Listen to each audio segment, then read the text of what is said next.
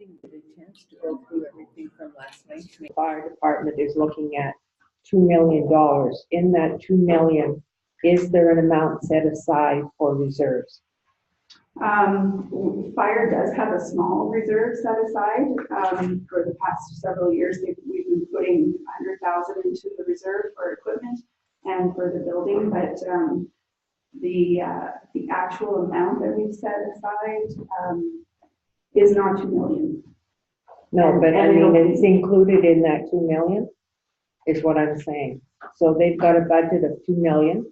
In that budget of $2 million, have they also included in there a reserve for equipment or for whatever, capital budgets? Is that part of the $2 million or over and above the $2 million? So the amount of the reserve that they have is probably maybe $400,000. Mm-hmm. So that's how much of the reserve they have. The rest of it we're borrowing from other reserves to fund that.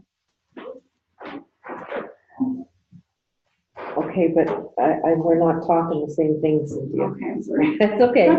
It's me. So the answer is probably no. Okay, there's so not $2 million sitting there for the fire department. No, well, just pick on the fire department. They've got the highest one. Okay, they got $2 million in that budget with everything he's asking for. Is there also a line item for reserves in that budget? Not what you've already got in reserves, but what he's looking for this year, the $2 million, is there reserve amount in there? So a lot of that $2 million is the capital construction. Okay. Within the operating budget, there is an allocation, I think, of $24,000 to go to a replacement reserve. So out of the $24,000. Out of the $2 million, there's only 24 going into some kind of a reserve.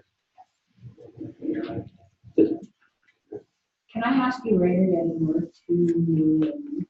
Well, it's coming right up here. It's the 2019 budget amount. Fire protection, $2 million. Can you tell me what you?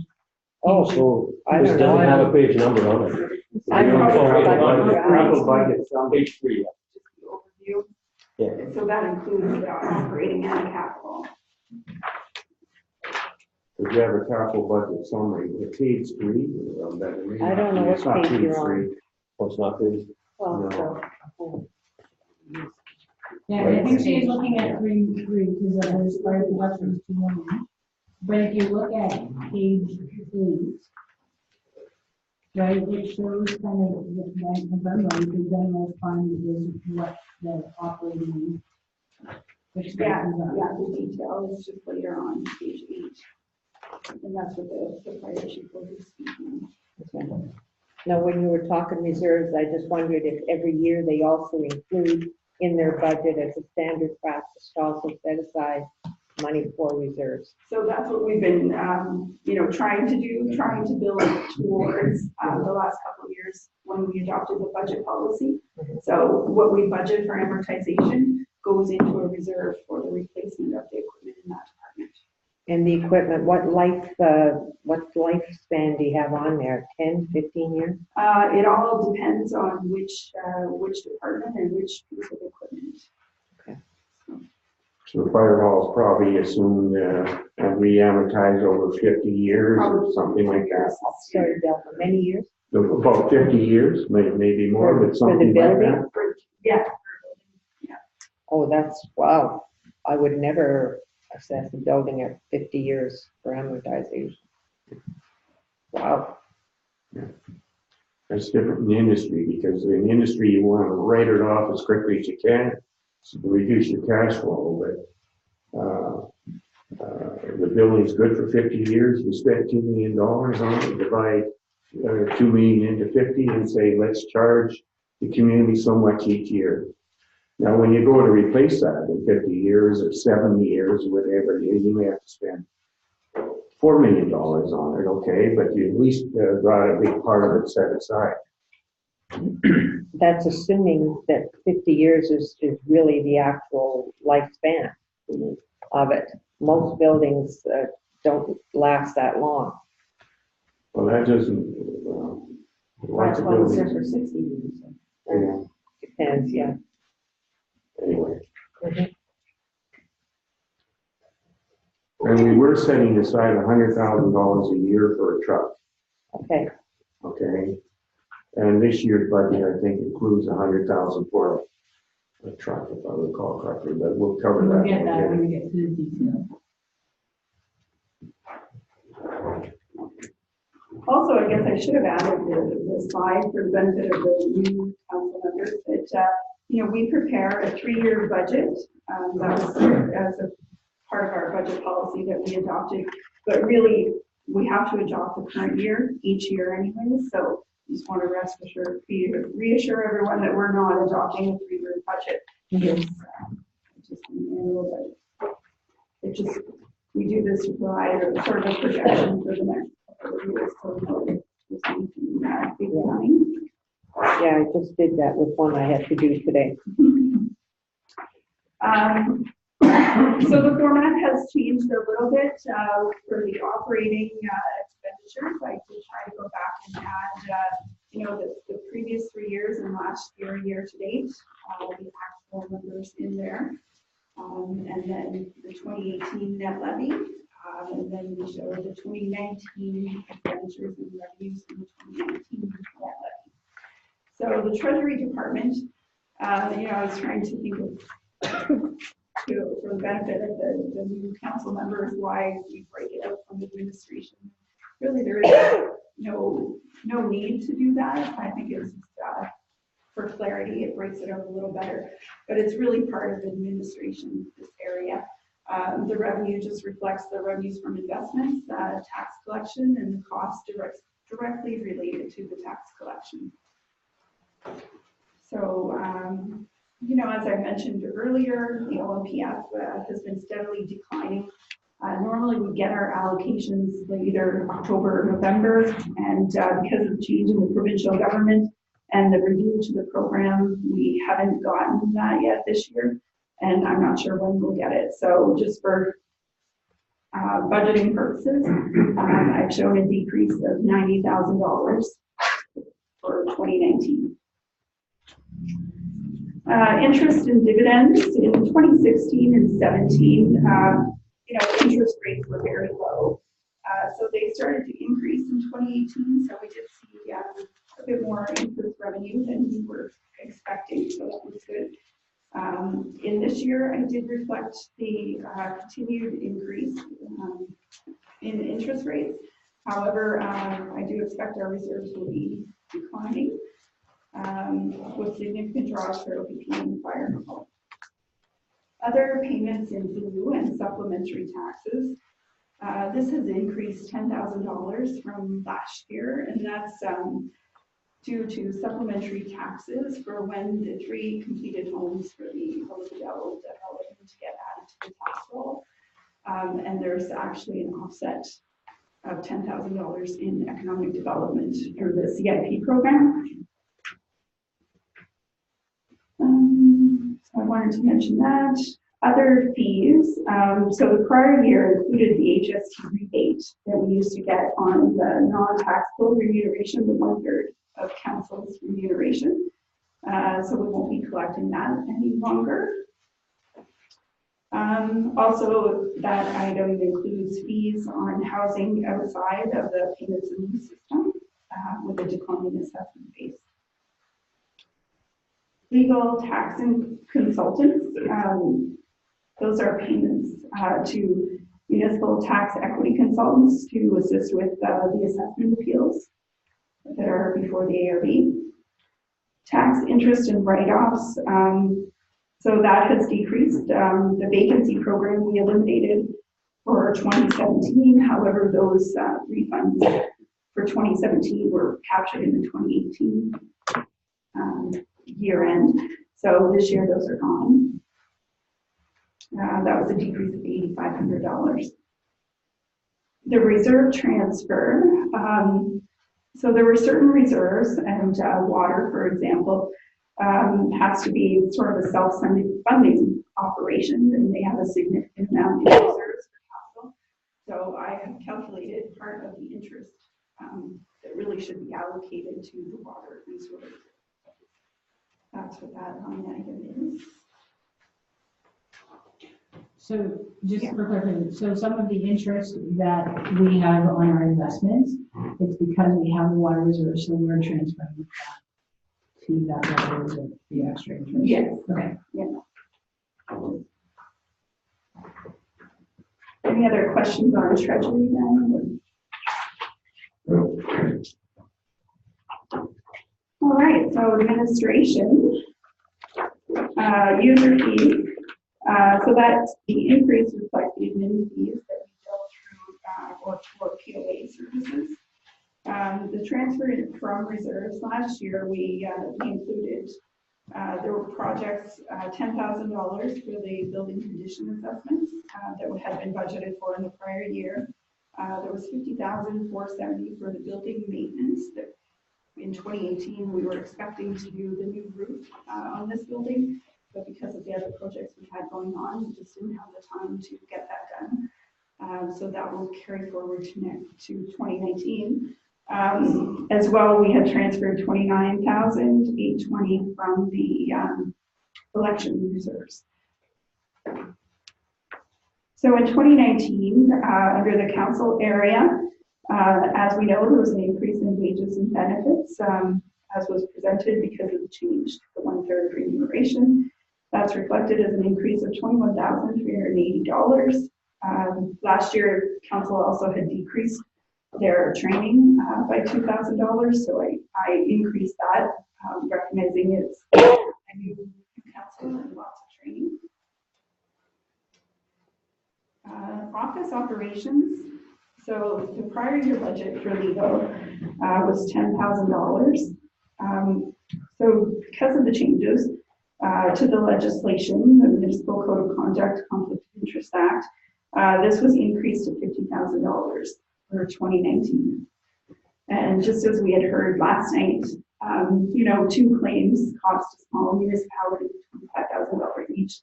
So really that increase is just going to be to investigate potentially 2 complaints.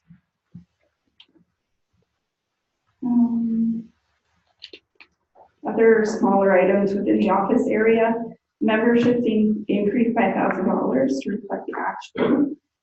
And that increase was a result of a new membership in the Federation of Canadian Municipalities, who gave us 2 grants last year. There was also a $1,000 increase in meeting supplies to reflect the actual spent in 2018. For elections, obviously 2018 was our election year, so every year we're going to put $10,000 into a reserve so that we can pull that back out to offset the costs in the 4th year. Is that new? No, we did increase the amount. It used to be about 7,000, and then the last couple of years it's been about 10. Cultural activities. So that's the municipal tax share of the Royal Canadian Legion taxes. And then under strategic planning initiatives, the amounts for 17 and 18 reflected the police transition. 2017, that was the service delivery review, and 2016, it was actuarial services. In 2019, there's a provision of $10,000 there. That's for the polling of residents as per the communications policy and as would be required if we were to do a new strategic plan or planning process. So I've only put $10,000 in there. Something council may want to consider if they're increasing or decreasing depending on the direction we want to go with the strategic plan. Administration staff, so increases in wages were 1.5%. There's a small allowance for movements along the grid, an increase in CPP premiums, and also medical, dental, and other benefits. Office operations, a slight increase in insurance, decrease in insurance premiums due to the sale of the police assets. That was about $4,000. There too, we have an increase in legal costs. Last year it was we had budgeted $3,500, but we actually spent more. So then we increased that to $10,000, I think.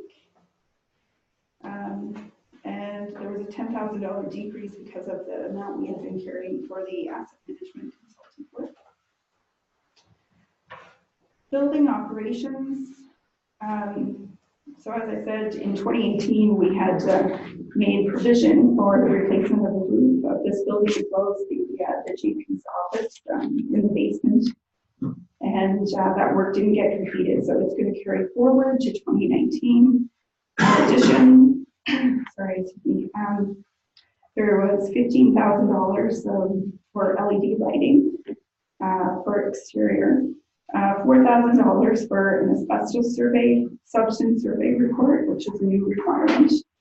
A provision of $12,000 for flooring and paint in common areas, $2,500 for antenna removal, $3,000 for caulking windows and doors, $10,000 for security cameras, $7,500 in general maintenance for pro-gas, elevator, electrical, and so on. That generally makes up the special items in building maintenance for the year. So I also just wanted to, take the opportunity to share a little bit more about what the administration department is all about. I don't know if anyone had any other questions before I continue. Okay, so there's 8 full-time staff in the administration department. I'm not going to read them all out, but they will be available once you get the slides. So the statutory duties, I think we covered a little bit of this last night. It is the role of the officers and employees of the municipality to implement council's decisions and establish administrative practices and procedures to carry out council's decisions. B, to undertake research, provide advice to council on policies and programs of the municipality. And C, to carry out other duties required. So the CAO, I don't want to just read the slides, but so exercising general control and management of the affairs of the municipality generally. The clerk, she has lots of responsibilities there.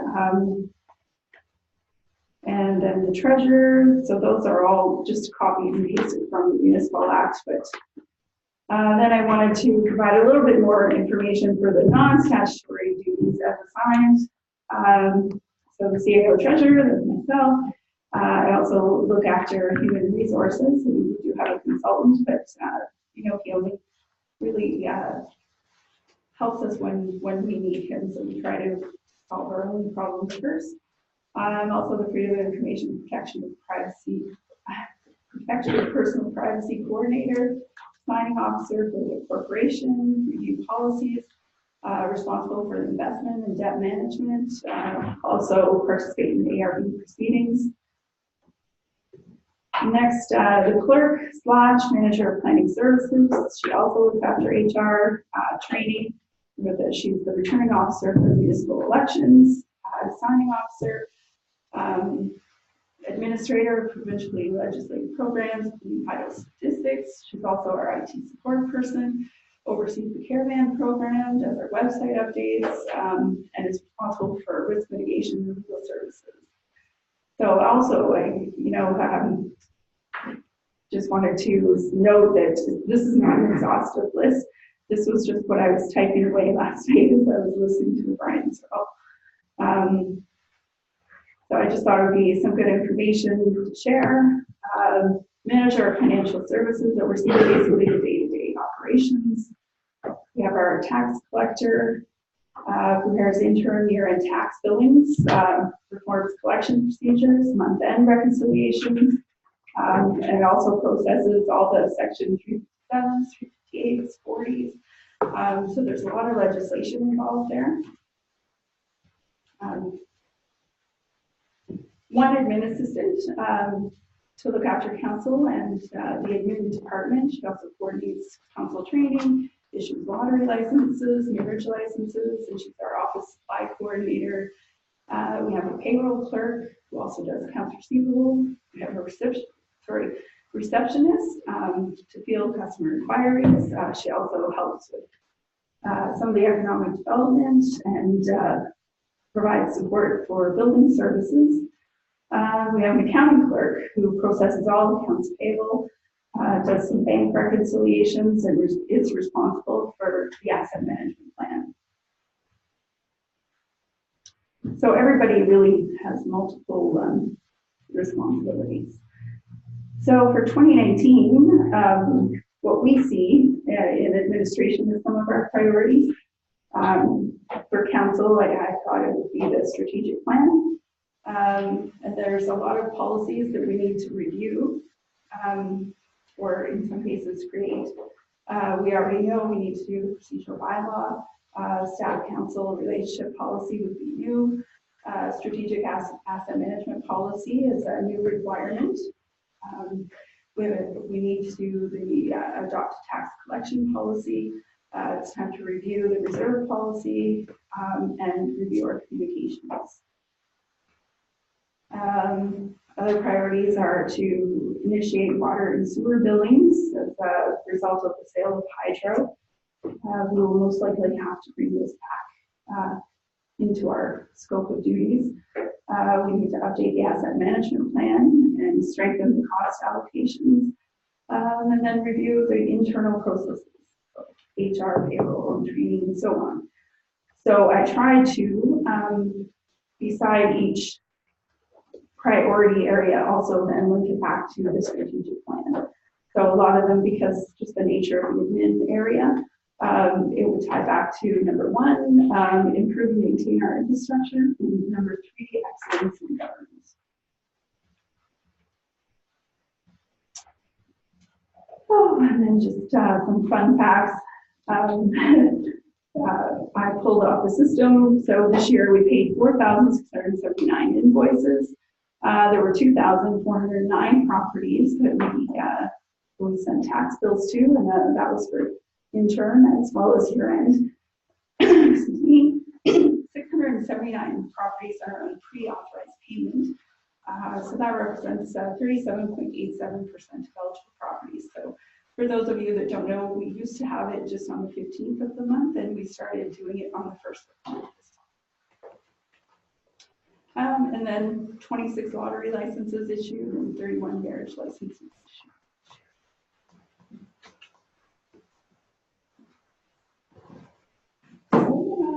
That concludes my presentation. Couple slides back, when we were taking a look at the priorities, one of the ones that had just come up is there's new legislation coming out in terms of having safe and healthy communities. What's the name of that? Oh. There's something that's coming up within the next 2 years. It's a provincial government thing that they're saying we have to get started on. So it's something that's going to be coming to council probably this year, because it involves all of our community partners. It's not just council. Council has to make this policy and adopt it, but it involves our police services, it involves our police staff, and it involves all kinds of community partners. Yeah, community safety plan. That's what it's called, community safety plan. So it's a community safety and wellness. plan. So that's something that's going to come up. It's not there to 2019 priority because I don't think it's due until the end of 2020, but it's something that definitely needs to start working on, because it's not going to be a short project. I just wanted to bring that one up as well, because somewhere we need to start looking at those upcoming things that the provincial government forces down on us. And if we do, update the strategic plan, we could build that It into needs to it. go into that. All right. I didn't prepare presentation. No, but just the, Yes.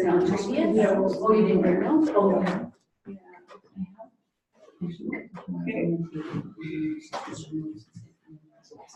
Yeah. So you put it back. If you need most to stick in your. Oh, okay, Second second. thing. I'm gonna grab paper for that, but thank you. Sometimes it's interesting.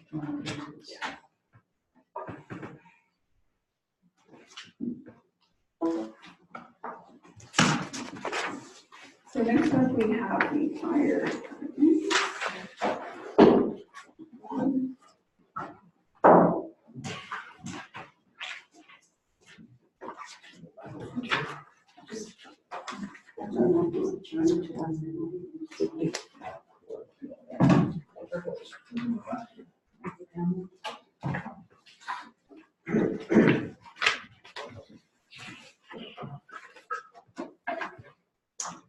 Good evening, councilors, your worship.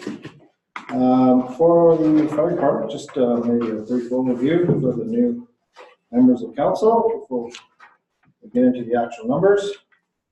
So the fire department is responsible for obviously putting out fires and saving property and rescue and as such. We also respond to motor vehicle collisions, animal rescue, false alarms at schools, other schools, homes, residents, and businesses, and of course, there's been numerous sometimes, and much more. We respond to about 100 calls a year on average, and we also look after the July 1st fireworks, which includes fundraising, the setting up, the setting off, and cleanup afterwards. And we do probably a bunch more things, but that's just a general overview. We do this with myself, part-time administrative assistant, and 28 dedicated volunteers who are committed to this town and take great pride in everything that they do.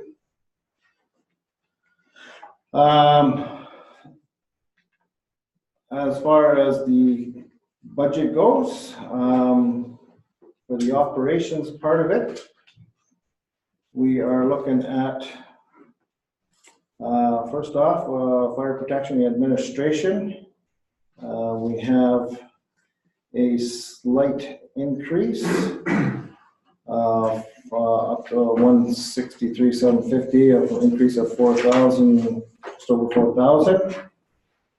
The office operations is showing a slight increase, about $3,600. And most of this is basically due to the anticipated cost with the transferring of phone lines, internet line, that kind of stuff over to from the old building into the new building. So just hope that's going to be enough. Building operations, slight increase, less than 1.25%, so up to 41,000. Volunteers, slight increase there of less than 1%. The inspections, again, a slight percent, just under, slight increase, sorry, just under 2%, up to 200. Fire suppression, less than a 2% increase, just under, up to 16,430. The M&R coverage area, this is an annual increase that's set by the ministry, so that goes up every year, so it's up just under 5% to 6,400. And our dispatch service, which is the biggest increase in the budget, and that's due to losing our dispatch and having to contract it out elsewhere, so it's up to 25,000, and actually I think that's going to be a little low. I think we're going to end up seeing a little bit more than that, but it shouldn't be much more, 26, 27,000, if anything. So yeah, generally overall, we're looking at about a 6.25% increase in the operating part of the fire department's budget for next year. Any questions on that? I do. Well, kind of yes and no. You said part of your cost was for the new phone lines going into the new fire hall. So my question, Cynthia, when you're putting together the cost of the fire hall, are you also pulling out that cost as well to give everyone a full idea of all the costs that went into this new fire hall? because part of the transfer of the phone lines is part of it. I didn't include that on the capital side, but we could certainly at the end add all that up. Because to me, that would be a fair representation of the cost. Yeah. And it's reasonable to think that the phone lines would go in there as well. Yeah, we could have possibly have budgeted that for and have the contractor included it, but we decided the municipality was gonna take that burden on themselves. But it should really Yeah, show us the absolutely. total cost. Yeah. Now, my other question is on the dispatch service. Does the town have one separate, or is the fire department the only dispatch that we need? No, so we used to be dispatched, I know Through through the the police. police, yes. so the police are no longer. Yeah, I know that. Do we have anything else that we have to use a dispatcher for? Or is it strictly the fire department? So it's on page 11, actually went under the other general inspection, there is 911 emergency calling Okay, listed there. So that is what we pay to OPP to be our primary PSAP. So they'll answer it when you dial 911, it's going to get answered there. And then they're going to transfer it if it's for fire, and it's going to go to Northern 911. Other than that one, yeah. And so that's what we pay, is included in the fire budget. So we also have a call out service. It's through Northern, but they have a few different names. Yeah, so. And that's included in public works budget. okay, so the contractor that we have for the 911, what we're paying him, that cost is broke up between the fire department and public works And police. and police. And I believe hydro has a built in there, and so does emergency planning going to it. That's the increase I don't have set in here yet. There's another call out list that we have to set up an agreement with for the emergency planning end of it. So that's, Okay, that being said though, we'll lose that as soon as hydro's sold, right? Like, Oh, the we won't be hydro. taking care of that any the longer. hydro, and that's not included in these It's not numbers. included. Okay. inside. All right, so it's on its own. Yeah. All right, good enough. This cost is strictly for fire. Okay. Yes. Do we have, an emergency planning budget here? Is that a So I separate- have it in my book, but I don't know if we're, Yeah, was gonna it's on ask if page we were- 11. yeah, Sorry, it's I actually- didn't break it out because it's all Yeah. kind of under the general inspection area. yeah, So if you like, I can go through that now or at the end. Go through whatever order we were planning on. Okay, well, I can do there's no capital for that area, so as far as the operation goes for emergency planning.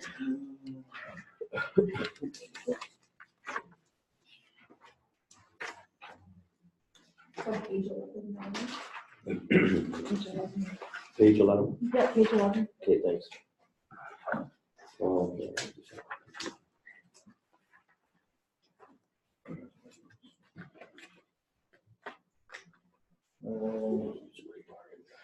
Okay, it's not on my page there. Yeah, it's under the expenditures, third up from, Oh, and we're, okay. Let's go down by 86. Okay, yeah, sorry, okay, yes, here we are. So, yeah, because that's all included. So the emergency planning end of it, we're looking at a general increase of 1.41%. So it's basically staying the same as last year.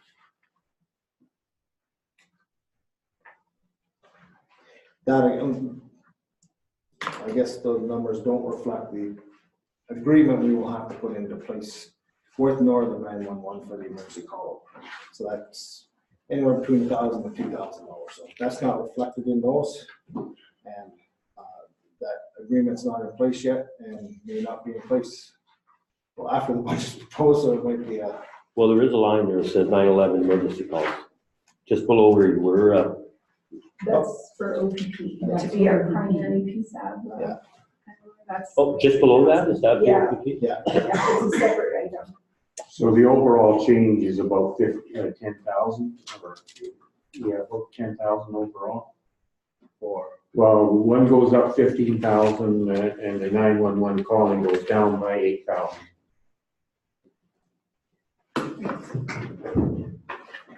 So in the fire hall, you have about a 15,000 increase, okay, with dispatch. And in the general, in this other one, the 911 emergency calling goes down by $8,600. Take it into account, maybe it was just a journal entry before. Yeah. Yeah. That's right. Any questions on emergency planning? I just want to Oh, clarify, sorry. so you're saying that the emergency planning, the increase of $140 that we have right now may go up by a couple $1,000 to include the contract for the call list for the emergency response, community emergency As response? a budget, yes, actual numbers will just eat it up within the operating budget. So next year, once the agreement's in place, I will budget for that specifically, but this year it may not, it's probably not gonna be in place till after the budget process is over. So that being said, we'll just eat it up in the other operating areas. Yeah, So we'll just cut back on somewhere else. So actually, those numbers are a little low, but for this year, we're probably just, I have a question about amortization under the fire hall. Let me just get back to it there. PG. And we're forecasting $24,000, and we're really, that building's gonna disappear, eh? Can you give me some rationale for that? So the 24,000 is just for the equipment anyways, that's what we've been advertising, because the building has been. Okay, that's good. And you're still gonna continue to buy supplies and other things relative to operations or equipment that needs to be replaced on a fire truck or whatever. We'll continue. yeah, that's all in the operating budget. Yeah, okay. Okay, we'll go on I to. have one, please, Oh, sorry, go ahead. on emergency planning, does that include the disaster planning? Is that what you mean in there? Yes? Yeah. And when was the last time your plan was updated? Last year.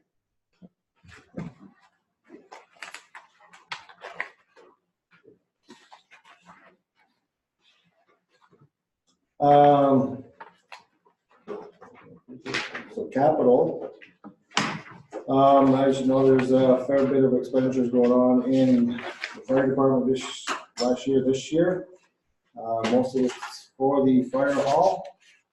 And I don't have the actual, well, I guess these are the current numbers then? Yeah, okay, Yeah, so, this is, I just didn't put the actual, I could have added that, and just got a okay, invoice for that, and we've spent about 850,000 to date, I think. on the fire hall itself, Yes. yeah. So the remainder will come out this year. There's also a vehicle that is being purchased for $460,000. And I'm not sure what the amortization is on, or the projection when you do that, but our trucks have sitting over in past of that lasted 30 years. We just sold one a couple of years ago. I was 30 years old. We have our 25-year-old pumper tanker, which is going to last us another 5 years. So maybe at 30 years, it'll go bye-bye, and then we'll have our pumper tanker. So our trucks, because our guys do such a good job of looking after them between public works and our fire department guys, they last approximately 30 years. So when you look at the cost of $460,000, yeah, it's a huge number, but when you spread that over 30 years, it's pretty. What is it that you're buying? So we're buying a fire truck. We're buying a pump. It's called a pumper tanker. Okay, and what year is it that you're buying? Oh, it's brand new. 2019. It's a 2019. I may be wrong, but the 460,000, isn't that $100,000 we're putting in reserve for the next truck that we have to buy, and 360,000 for the truck we're buying here now? Or is it a whole? I thought the truck we're buying now was closer to 360, but maybe I'm wrong. That was our original estimate, was 360. And then when we actually did the tender, it came in significantly higher. So originally this was 360 for the truck and 100 for, I think the pickup truck was 50,000, and there were other rescue tools for Yeah, 50,000. Yeah. this will- But because the truck costs so much more, we're gonna try to spread out, the other, replacing the other assets. So, yeah, so we're deferring the two other capital expenditures that were scheduled to be replaced, which is my truck and the heavy hydraulics to replace on our rescue unit. Both of them approximately $50,000 each. So we're deferring those till next year, the year after. The truck I have right now has been good and it's nothing too wrong with, so we're gonna continue to use it until such time as. I think it's a 2009. It is, yeah. So it's 10 years old. That's why, we were projecting when Sure. we did that a year or so ago that it would be coming due for replacement, but we Yeah. don't need to. And our heavy hydraulics equipment, which we use for motor vehicle collisions and rescuing people out of vehicles, they're 30 years old. So, And our plan is still to continue to put $100,000 away, because Yes. after we get this truck in about 4 more years' time, we'll be having to buy the next we're one, looking at next truck, because it'll reach 30 years old, yeah. Yeah. And ideally, we should have, the oldest truck should be less than 20, or we should have one truck that's less than 20 years old for insurance purposes. It's mandatory. And the second truck should really be less than 25. And we're actually beyond that right now. And that was a factor that our insurance was reinstated, but that was a factor that could have been damaging to us. That's correct.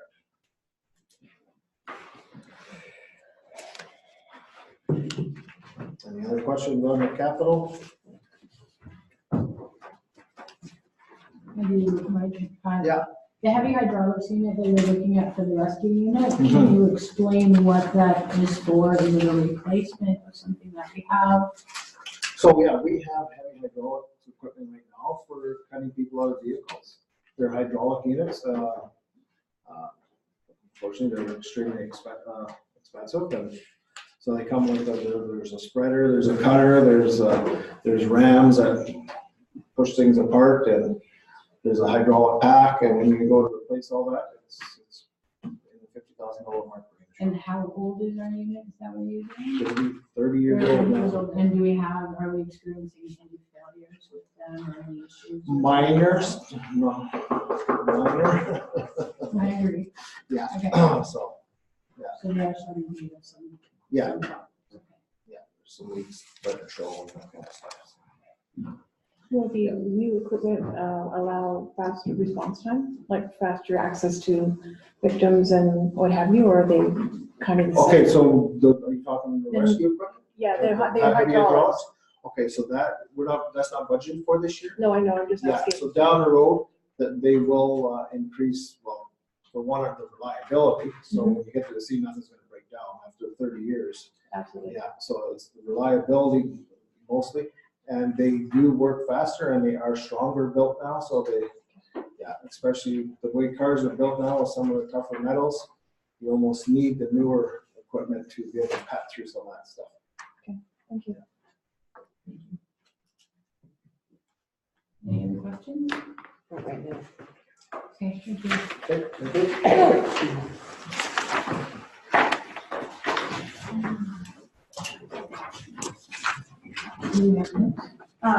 It's building services. Thank you.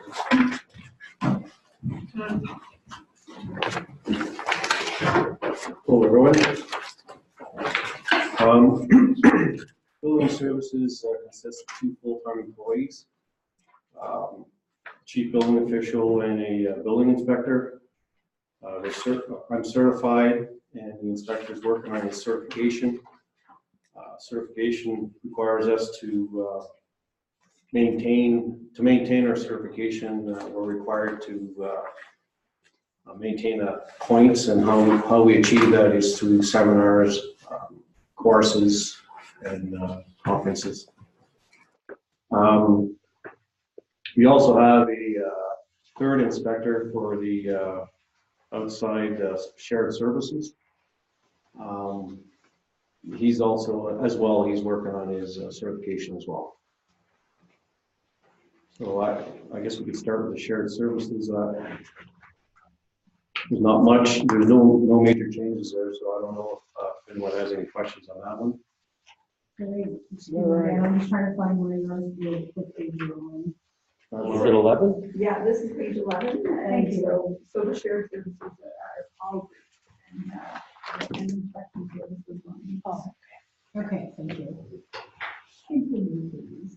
Okay, well, if there's, I don't know if anyone has any questions on the shared services. Sure, we have new counselors. Can you explain where we share our services with? So, in 2015, we were asked to help out the St. Louis Fire Service. They had an unfortunate incident there, so they approached Cynthia and we agreed to do it after hours. We were in a position where, this will be a long story, we were in a position that we had an extra inspector at the time because of maternity leave. So we were able to keep him to work in these areas under myself as a CBO.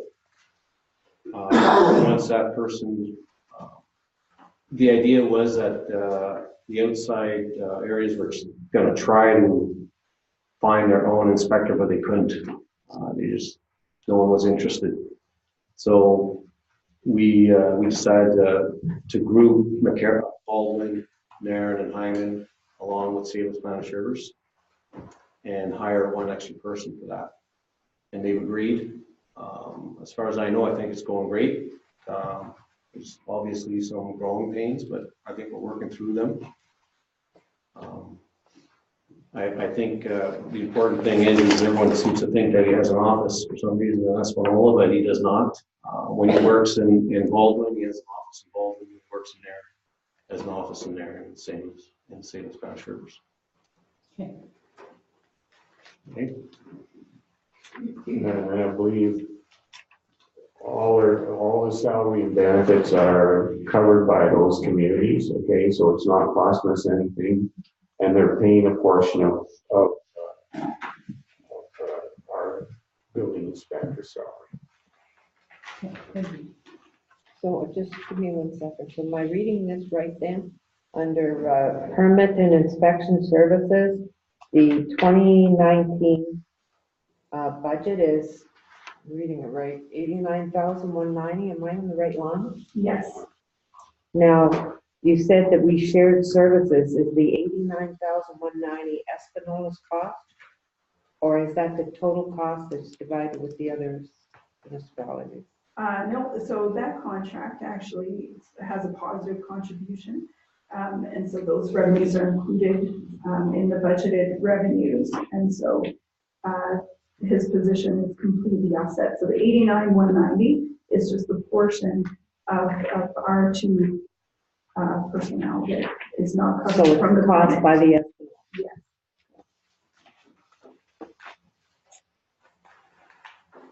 Okay, for ours, for Espanola, I'll go through the major differences here. You're going to see in 2018, for building and plumbing, we had 441,000. It's budgeted at 135,000 for this year. That's very difficult for me to budget on how many permits or revenues we're going to get per year. The reason that it was so high for last year is we knew we were having a school. So that's the purpose of that one. Legal was is up as well, and the purpose of that is again to follow through. We have some orders to apply, legal matters that we have to proceed with. That's what that one's for. And I think that was it for.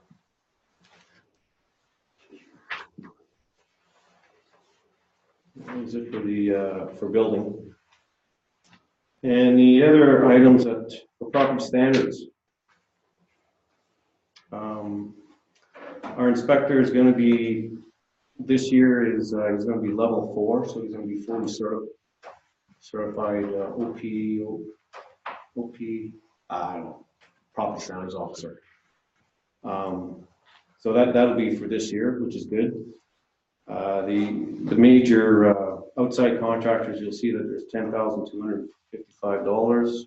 That was, we had some issues that we had to deem on our taxes, I guess. I'm not sure how much I can say here. But that's the reason that one's up so high. It was due to orders to comply and they were rectified.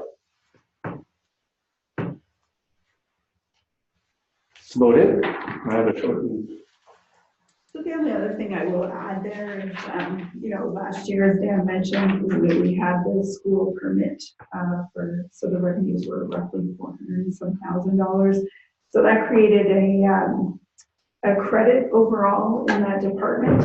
And under Dan's legislation, I'm not sure if it's within the Act, the Building Code Act, any surplus within his area has to stay in his area. So there was, a projected transfer last year of $186,000 to that reserve. And then in 2019, we talked about how to smooth that out and bring it back in to offset the costs in the department. So even though this year his net cost is $89,190 in his department, there's also the offsetting $56,000 down below, which is bringing that reserve back in to reduce the cost.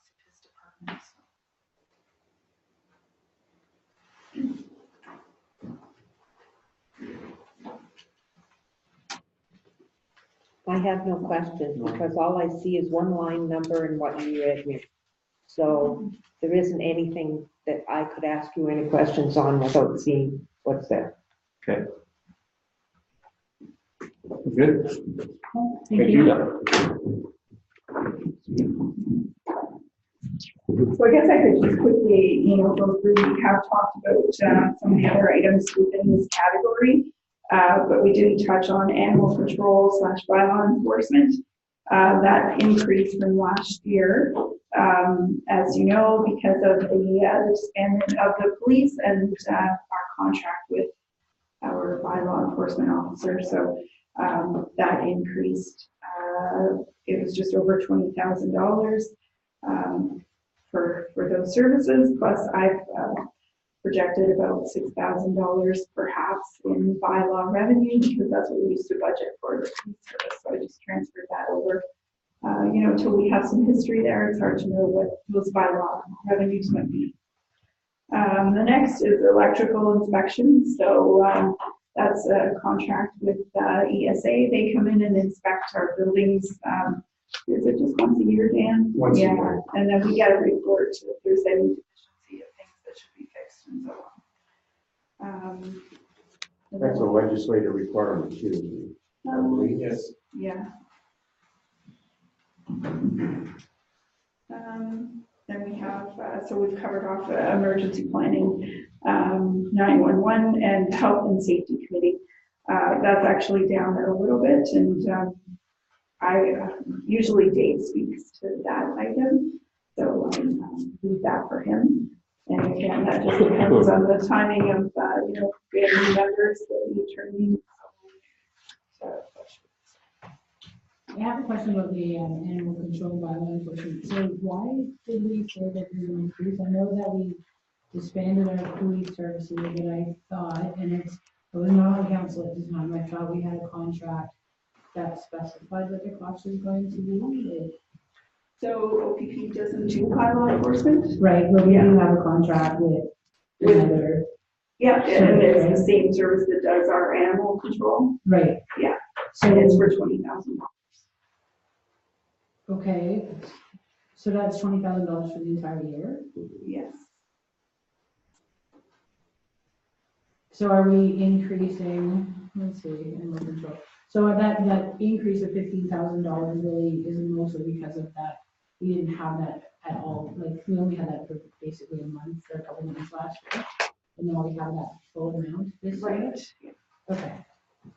But, yeah, even last year, it wasn't reflected there. So last year, the 28,760 was only for animal control. Okay. Yeah, and then, just CPI increases plus the 20,000 for bylaw enforcement. Okay, thank you. Sure. Are you good? When we signed the contract for the animal control this year, we reviewed that part of it. And with the OPP, we do not do bylaw enforcement. You can ask them to do it, but it's going to be expensive because you're asking police officers that earn $100,000 a year to do that type of thing. So they're in and out of the community on all hours, and they have a number of people. So that would give us reasonable coverage, and they are doing, the group that we signed the contract is doing that bylaw enforcement for other communities, so we thought we'd try that out. I just have one question. The extra cost for the bylaw enforcement officer, when you're doing the costing for the changeover to the OPP, you're adding that cost in there as well. Yeah, when I had done the projections, I actually figured in the cost of one full-time person. Okay, So the $20,000 contract is quite a bit lower than. good.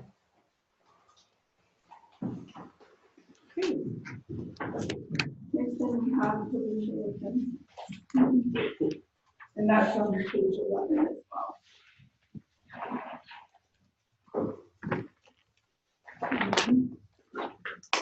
I just wanted, before I start going into the details, I just want to give a quick background for the New York counselors.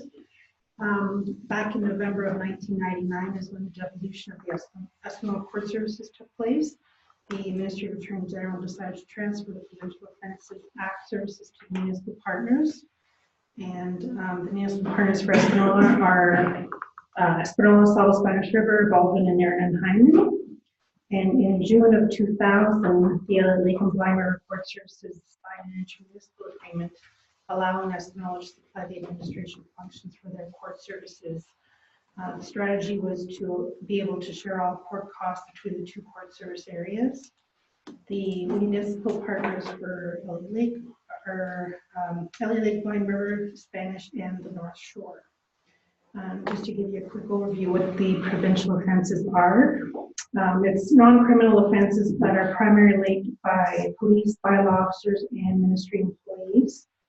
The most common offenses include Highway Traffic Act, Compulsory Automobile Insurance Act, and Liquor License Act. However, on a regular basis, there's approximately 30 acts that the POA receives charges for. And these are usually listed in my departmental reports as I break it down, the charges for the advice statute. The overview of the POA office. Our office consists of 2 full-time and 1 part-time staff, myself, the manager, and 2 court administration clerks and court reporters. All associated expenses are divided equally between Espanola and Lake for budget allocations, unless it pertains specifically to one court area. Some of the expenses are slightly higher in Lake than Espanola, and that's simply because there's more courts, more tickets are produced in the LA Lake area. The budget obstacles that we face, there's basically 2 factors, and one is how many charges or fines are going to be issued or laid, and the other is how many people are going to pay their fines or how much we can collect. So just going into the decreases and increases for the provincial offenses fines collections. For the POA office, it has increased slightly just because we've started in May of 2017, we are allowing payments to be taken at Service Ontario, which helps clients. They're able to pay their fines and reinstating fees, and they get their license back right away. There has been a decrease in tickets issued for 2018 compared to 2017. Quite a big amount for Espanola was 31% and 5% decrease for Elliott Lake and Pine River. I'm hoping it's not a trending pattern, but obviously it means a decrease in revenues, so just keep an eye on that for 2020. There was an increase in, I'm just going like a little bit more specific and line by line, but for furniture and equipment for 2019, I'm looking at getting new office furniture just in the main greeting area. We have the current desks that are there, the originals from 1999 when we first opened, and there's a lot of wear and tear on them. I'm hoping with the new furniture we can bring up the appearance and also incorporate more storage in the equipment, or the furniture, sorry. And also the municipal prosecutor and prosecution expenses have increased.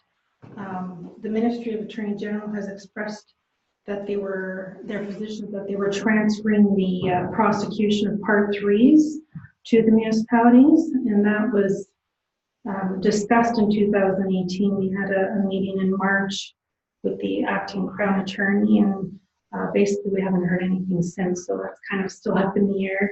But having said that, I have increased the budget for both the municipal prosecutor and the prosecution expenses as we don't really know what kind of impact how it's gonna hit us. So that's about really the only changes that I've had. If anybody has any questions. Like I said, it's really hard. I mean, we listen to what you're saying, but I really have no idea what's in front of you, so. Yeah, well, I think for provincial offenses especially, I find it's a lot easier when you get the line by line. It's more detailed and. I asked for that. Yeah, but anyways, having said that, I just kind of broken it down with where some of the increases and decreases are for the 2019 budget. I just have a question in terms of how this is related. EL Gas Administration and EL Court versus that would be Elliott. Yes. So how is that showing the lower budget? Like how are these? Well, they basically kind of even out because whatever revenue is made goes back to those municipalities. Other than there is a one-time fee that, well, not a one-time, a yearly fee that they pay us for the services that we render to them. Okay.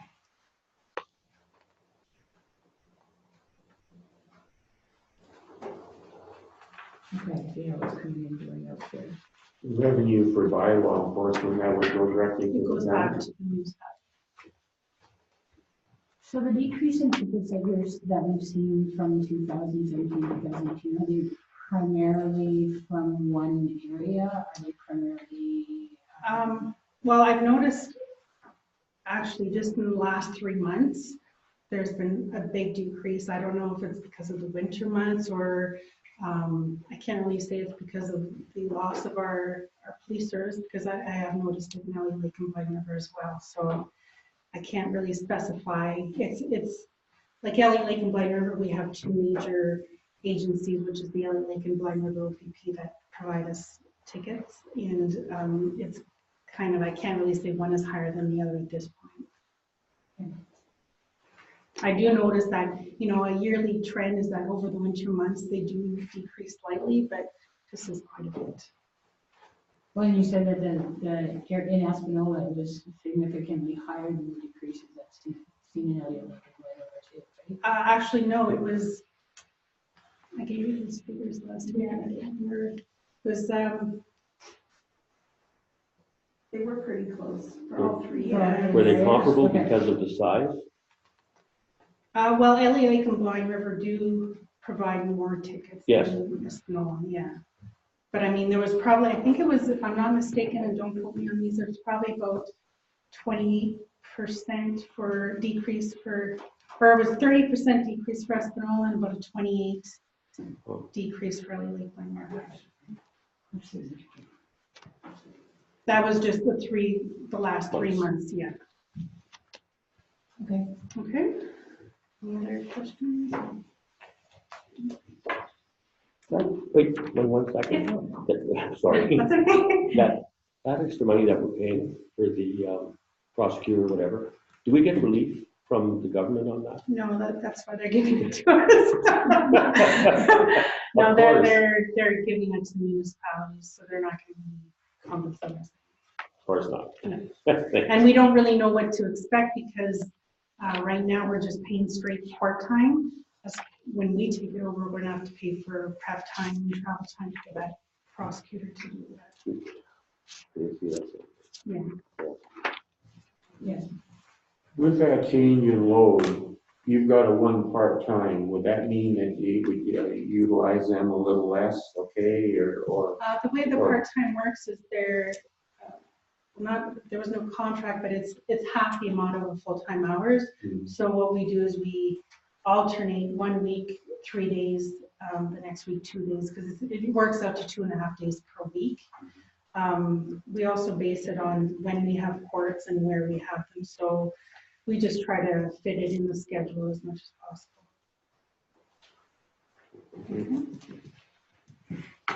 That's it. Thanks.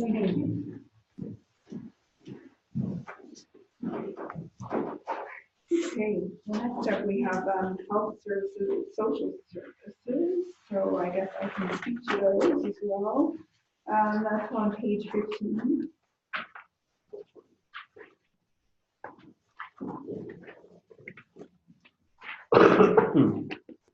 So the first item there is the Sudbury District. Oh, I guess they have a new name now. I'm sorry, but the health unit. Last year, our allocation we budgeted 189,500. This year it's $195,030. And that's again, it's just a straight, it's a one-liner. We get the bill, we pay it in monthly installments. The next line item, $20,000, has been our historical contribution to the healthcare recruitment paid to the hospital. The next line item is the land ambulance, which we pay our local DSAP. Last year it was $697,922, and we did just get those figures Thursday, so I did incorporate them in this budget, so they're updated. So the new number 702,100. So actually, those increases were slightly lower than what I had in the budget originally. So that was good news. The next line item is the cemetery. Last year, our net budget there was $21,430. This year, it's decreased $17,270. I think our revenues were increased a little bit there, and a little bit of a reduction on the expenditure.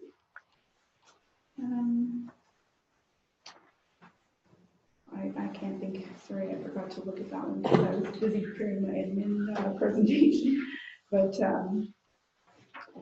then social services, so general assistance, again, just paid straight to the DSAB. Last year, the budget was $426,200, and it actually went down $418,810 this year. The caravan services, and there was a small typo on these that will be adjusted. The expenditure is $61,525, not $725. And so with the caravan, we use provincial gas tax money to fund that program, but the way the allocation funding works, we're not able to use it every year. So last year we had a pretty significant grant. It was $45,137. Sometimes it's $7,000. It's really unpredictable. This year we got our allocation of $40,000, but because there's a requirement about 75% of your operating expenses, it's sort of a rolling thing.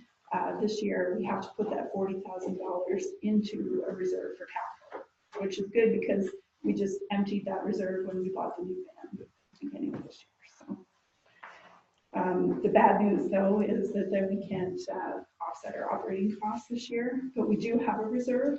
So what I've done is pull $30,000 from that to to sort of smooth out those years that we're not allowed to use it.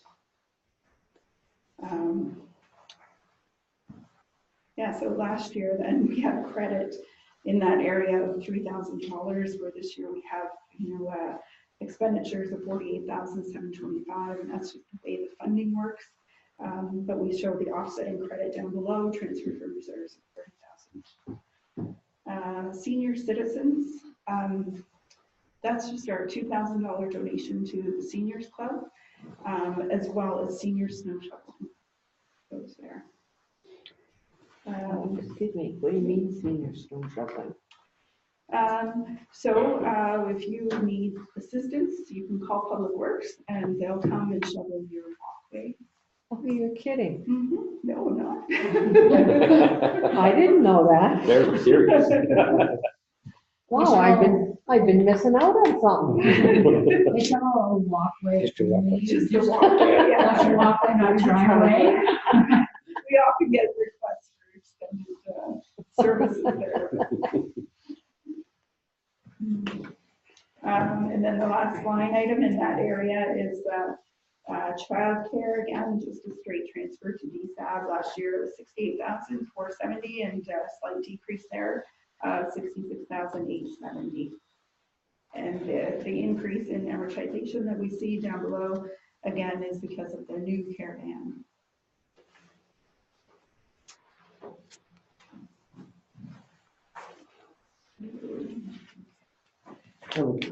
Question.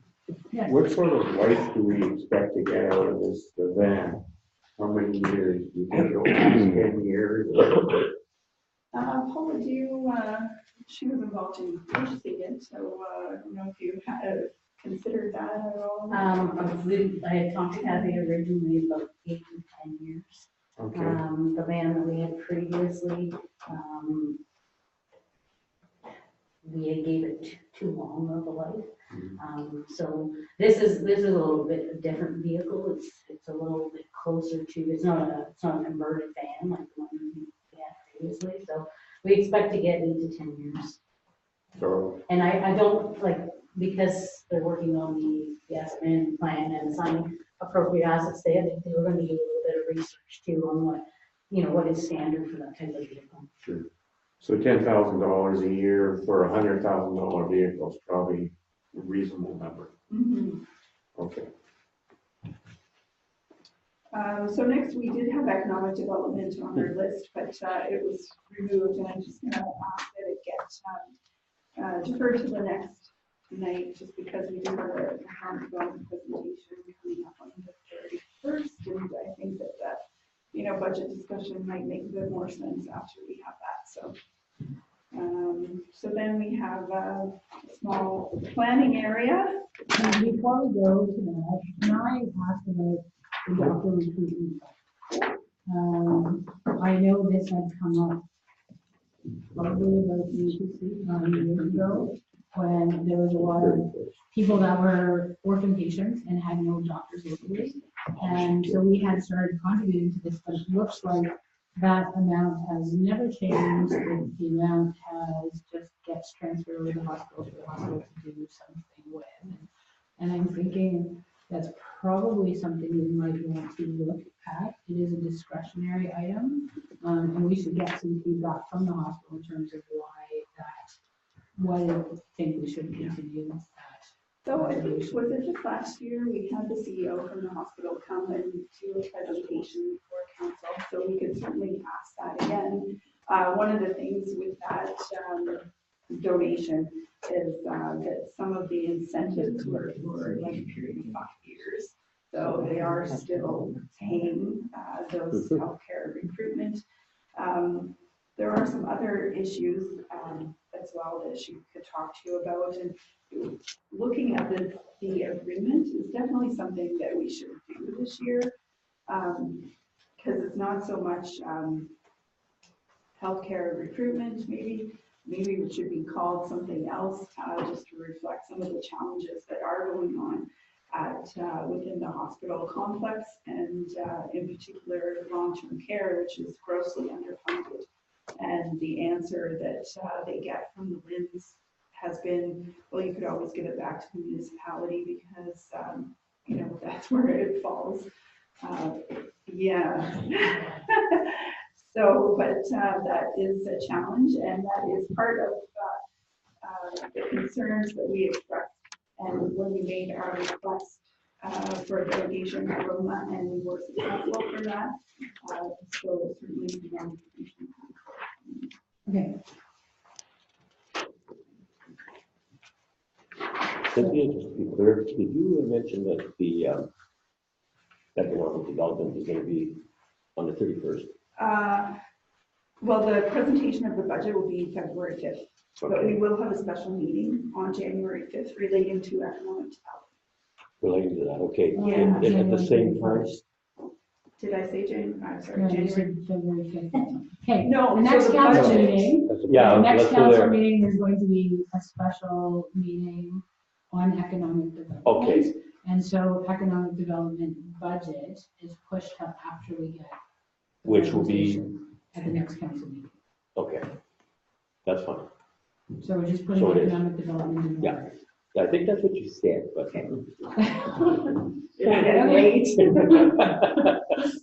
So on the 31st, we're having our regular council meeting Yes, and a special meeting of Special one. council on economic development. just and- prior to the regular council. And after that, another day, we're having a budget for Yeah. economic? February. No, yeah, on the February 5th budget, the Okay. meeting that's already been approved, we're just going to move the economic development to that meeting. Okay.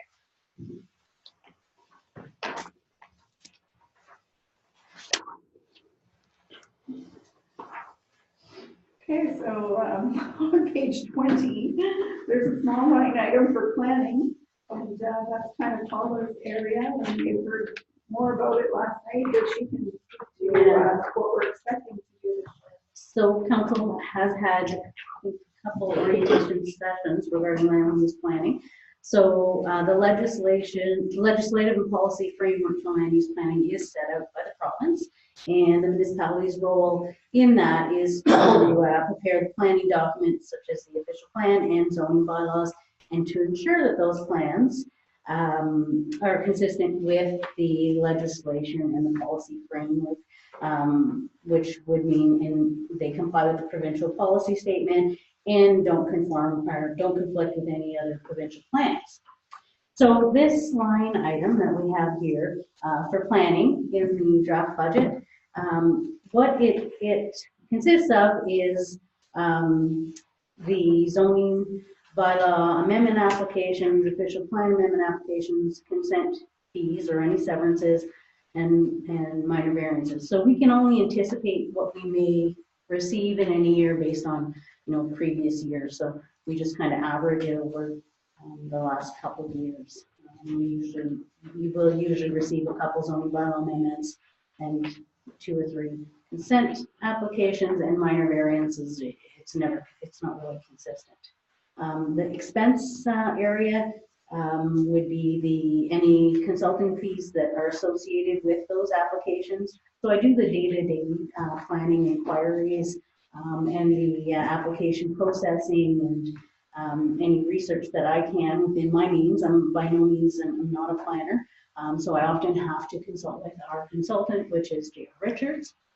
So the planning fees associated with these applications are within this budget as well. Any planning applications under the provincial legislation are, the municipality has the right, or should be, it should be full cost recovery. That being said, there's always inquiries that I have to make that are just general inquiries that aren't associated with applications. So there are some costs associated there. In November, I think it was November of 2017, council adopted a new official plan. And you heard last night that within 3 years of that, we should be reviewing our zoning bylaw amendment. So what you see in the budget for 2019 is the fees, the costs associated with that. So I suspect if we do, the council does approve this, that it'll kind of probably straddle part of this year and part of next year, because it does take, there's public meetings associated with it, and it does take some time. That's about it in that area. Okay, I have one. When we were discussing allocating, giving people onto different committees, one of them was the adjustment committee, and we talked about changing or increasing that. Have you made any line item in here for that? There's no cost associated with that. Really, as council works through the procedural bylaw update, that's where the terms of reference for the committee of adjustment will be made through there. There is no honorarium associated with that committee, so it's really, staff change, or really the procedural bylaw change. So the increase in the budget of $17,000 because of the review of the $1 million. Is that what you said? And that's because it usually comes 3 years after an update, or within 3 years after the update of the initial plan. Yes. So we're kind of regulated to do that. Yeah, it's good practice to do it. Okay. There is some legislative changes that need to be made, and there's also we want to look at it with respect to the changes to the Cannabis Act, and things like that. Okay.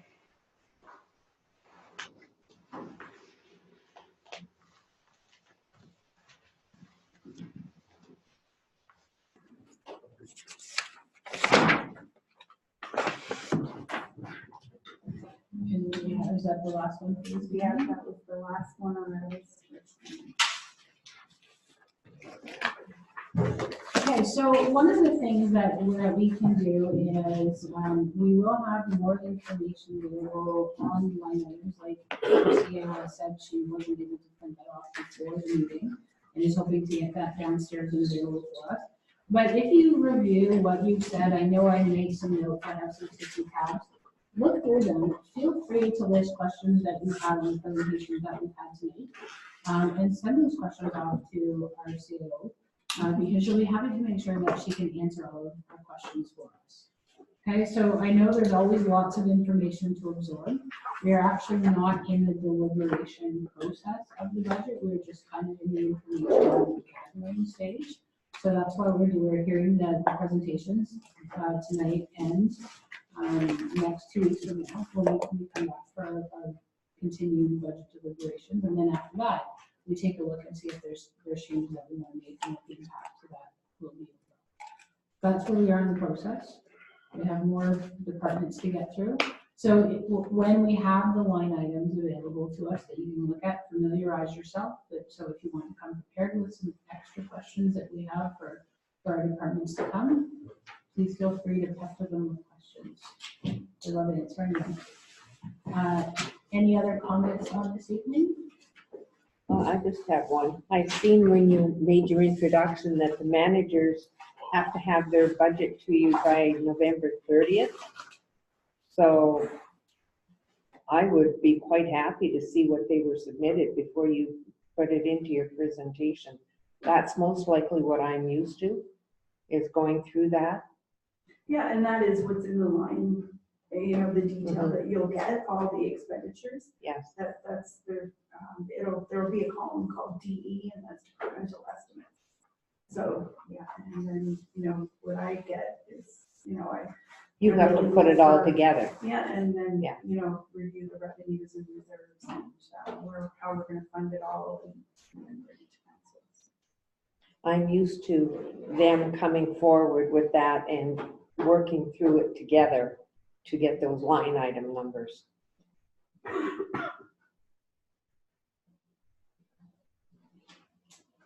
That would involve sitting with each department manager for weeks. No, we looked To at see their what budget to they see what come it is. Your budgets are higher, but that is where I'm coming from. That's where I usually look at, is to see what's in there. And what I would be looking at is the actual and the budget for the prior year and what they are budgeting for this year. That's what I would be looking at. Is And that's any the difference detail, in there? I have printed it and I've put it in, a Google Docs. I know they weren't so sure about that, but I don't know how to use this FTP process either. So I just have to invite council to share those documents, and then it'll be available. That's good. I don't know how to use Google Doc, by the way. I tried and I couldn't do it. When they share, it's easy, you just click on it, and And it just Yeah. opens, it's Yeah. super simple, you won't have a problem with it. Okay. No They problem. can't share their teachers use Google Docs all the time. Oh, there you go. All right. Yeah, because we share with our kids, so I have 28 kids submitting me assignments. to Google Don't talk Docs. to me about kids. Kids are a lot smarter than we are. Yeah, When they it are. comes to those. No, but all it is they share it all the time. The only thing is you may have to request permission.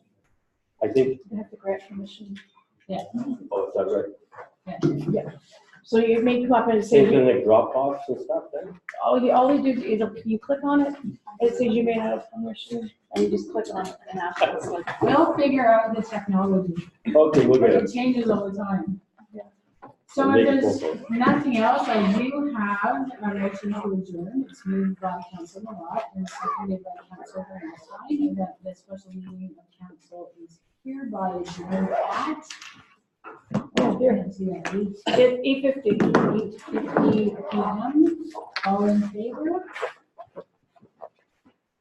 I'll be just looking up the random meeting that is carried. I signed it, so once you move the motion and second it, you can't vote against it, so, You can actually. no, not once, it's changed. Never voted